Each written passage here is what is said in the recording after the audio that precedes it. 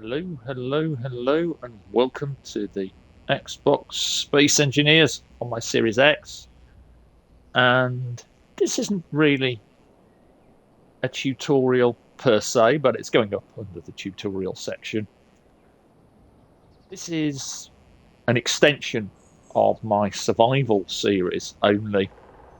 What I'm doing is that I'm taking a look before I do it in survival at the kind of drill rig that I'm going to be using later on in my new player guides. So that is the purpose of this particular video. And what we've got here, if I turn my hood back on and turn around, it's a drill rig. And we're going to build this in survival eventually. And I've got a maglev version of it over here. But what does it do? Well, it collects stone in this one and shuffles it into the refinery, although I have the refinery turned off at the moment. What we've got, if you look and you followed my survival new player guide number 2, is our basic assembler, our cargo container that we made when we ground down the large hydrogen thruster on the little pod. There's the little podlet. And a basic refinery. Then, what we're going to do in survival is we're going to get the materials needed to build just one drill to begin with. Because we're going to use that one drill to get us the materials to get 4 more drills. So, how did I build this? Well, it's really quite simple. It's a piston, conveyor, a horizontal piston, another conveyor, and another piston with an advanced rotor. And when you're building these, make sure to weld up these top piston parts and weld up the advanced rotor part. Otherwise, your materials will not flow from the drills into your box.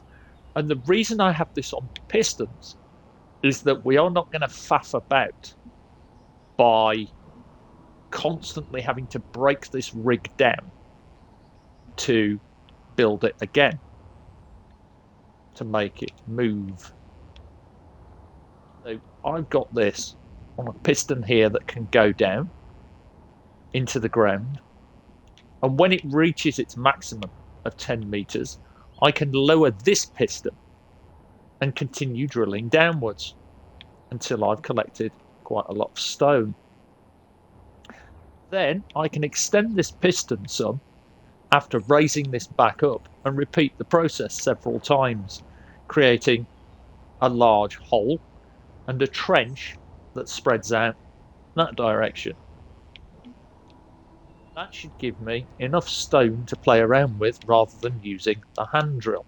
Obviously, to do it, I have to originally mine a lot of this with the hand drill.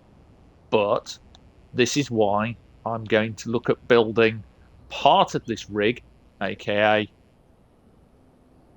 the center drill, in survival when I do that guide soon, down here, and collect the stone to turn into the ingots that we need to finish the other 4 drills. Then I'm going to turn the whole thing on, and if you watch this just from its sort of initial cut into the top layer of the ground, we'll see it will collect 4k of stone in a very short amount of time. Now bear in mind that that's pretty much on the top end of the player's survival inventory. If you increase your inventory size, I believe 4K is the top end of it. You can collect stone like this, which then if we turn the refiner on, we can use to make ingots. But I'm going to collect a bit of stone first, and this is just the top layer of the ground, so we're not really drilling yet. This is where this comes in, because you want to be able to walk away and do other things. You might want to do some construction, you might want to do some hand drilling to supplement your mining, or go looking for ore. This here is my automated drill rig. I have videos on this previously, but this one's dead simple. Your drill rig will move down by 0.5 of a meter every minute.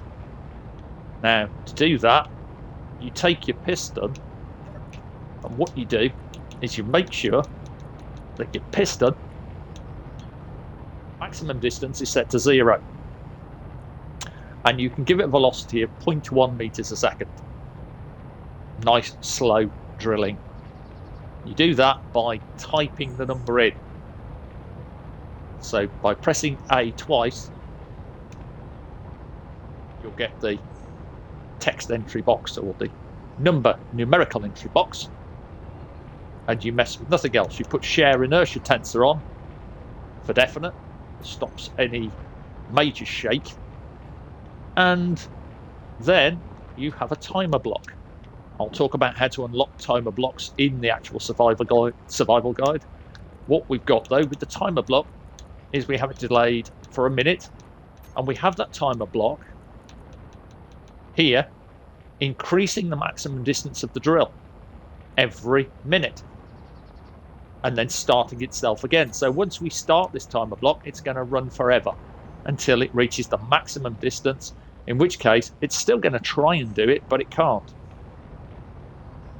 So we've now collected, in the time I've been talking, a small amount of stone, because we're now just scraping the surface. So if I start this drill rig off, in 60 seconds it's going to drop by 0.5 of a meter and move down to the next layer. You won't get much stone out of this until you crack through the grass and the dirt, because as you go down in Space Engineers and you dig, you will see the striations of the geology change. Now this one over here uses Ganymede's maglev pistons, and these conveyor pistons, same as that, are capable of a 35 meter distance into the ground. So if you're running mods, then the Ganymede maglev pistons are going to be your go-to for deeper drilling.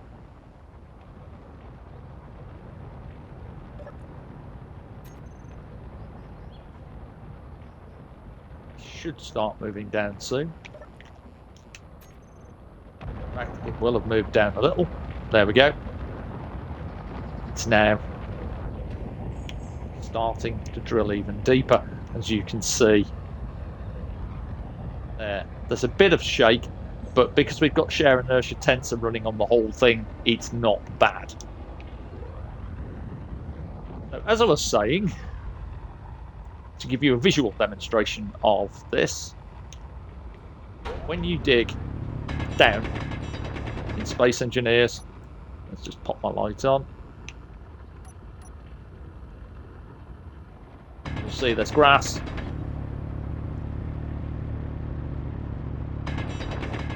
Sometimes you just have to need to drill a little, and as we go down further and further, you'll start noticing that this dirt will eventually change into this layer. So your actual good stone, and I'm using the left trigger there to get a bit deeper, your actual good stone is down here. So if we just hand drill here a bit and then follow it down, you'll see that we pulled a couple of bits and pieces of stone out. One's 16.7, one 280. But if we hand drill here, you'll start to see the numbers are much bigger. So you always want to try and get down to this stone layer when you're drilling with the hand drill. But you won't be hand drilling for too much longer because you'll be using an automated drilling rig similar to this one.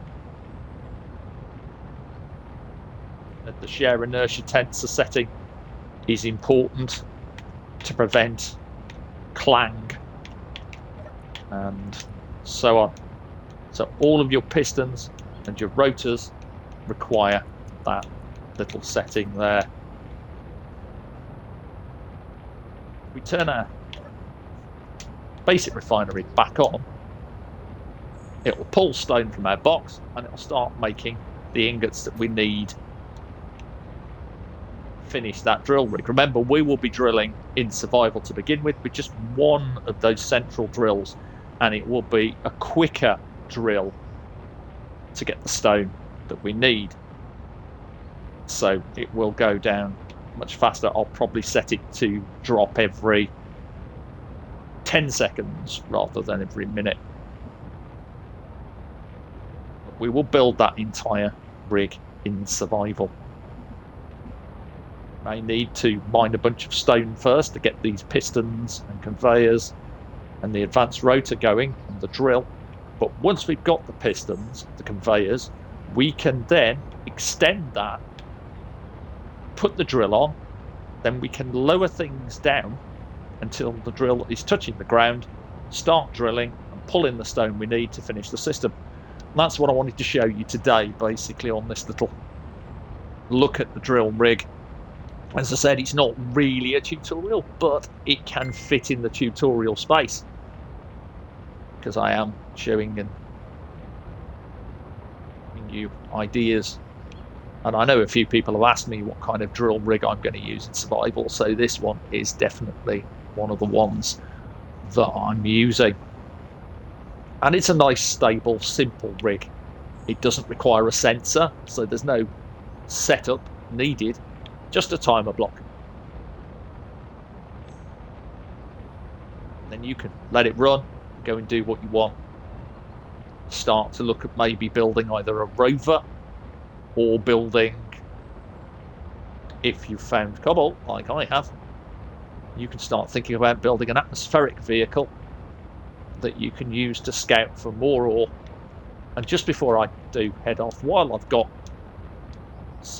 creative mode on, I'm going to show you something. Now, I haven't looked around, but put your drill on. Now, mine's an elite hand drill, so that's going to change. Right, there's your regular drill.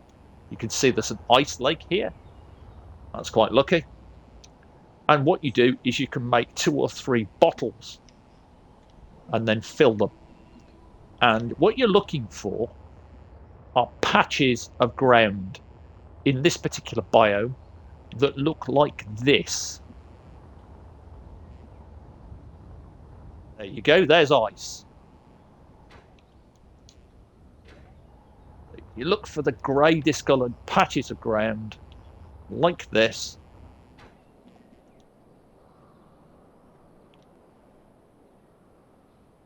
Then start looking around the area. There's magnesium. Looks like there's a more discoloured ground this way. There's silicon. Give you another look at it from. Yeah. That's how you spot ore in Space Engineers on the Earth-like planet. And it will work for ice lakes as well. I can already see there's a potential patch of something of interest. Smack bang right here where we are. So we know we've got ice, but we can have a look around and see if there's anything else underneath. There's iron.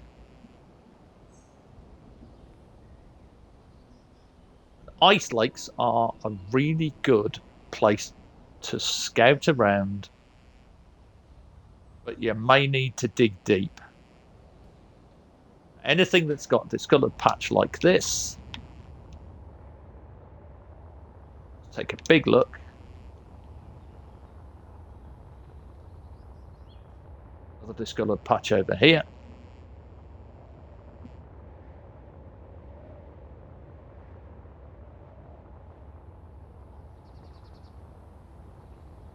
Iron. You may also find cobalt hanging around ice lakes. I have done in the past.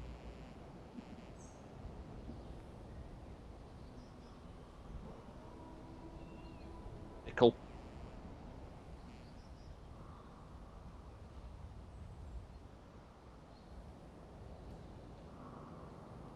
Stuff. Or nickel. But yeah, that is how to spot ore patches in Space Engineers. As a little bonus to this particular video as well. I'll be talking again about all of this in survival.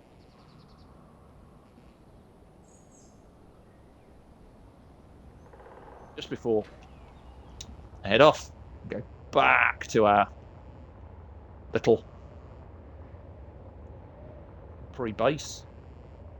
And I suggest if you do find something like a good source of cobalt or a good source of something you want, then it might be worth looking at establishing a headquarters closer to it.